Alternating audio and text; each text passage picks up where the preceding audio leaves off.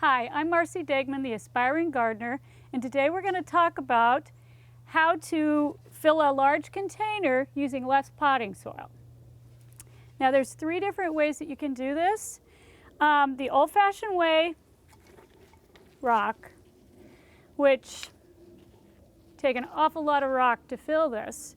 But you can still do that. Rock is always a good material. If you decide to do that, you can fill the rock however deep you want, put the potting soil on top, put your plant in it.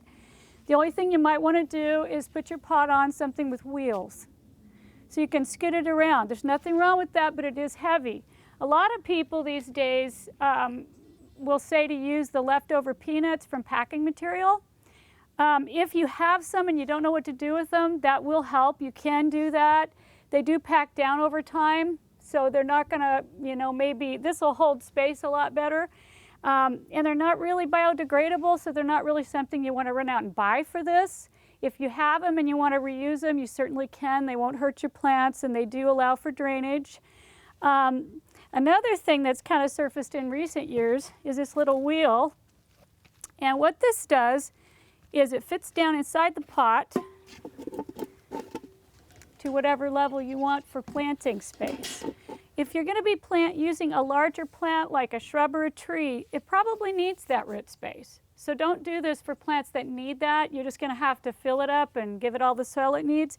But when you're doing like say you wanted to do geraniums or annuals or outdoor plants and they only have a root depth of maybe 6-8 inches, you don't need all this soil. It's just wasted soil. It's heavy. So you can use something like this and you just slip it down depending on the pot. You have to find a pot that it fits. Now this one is a 12-inch disc.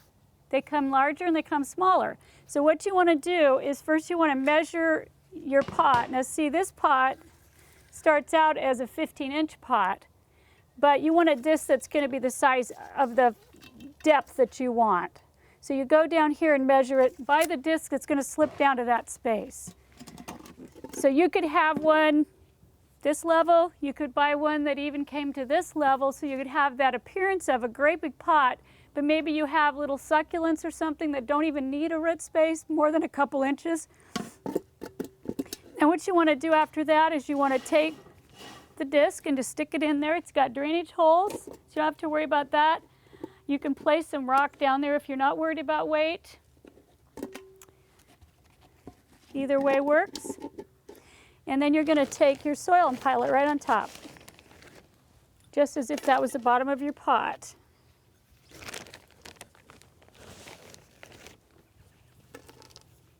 See, and it fits right in there.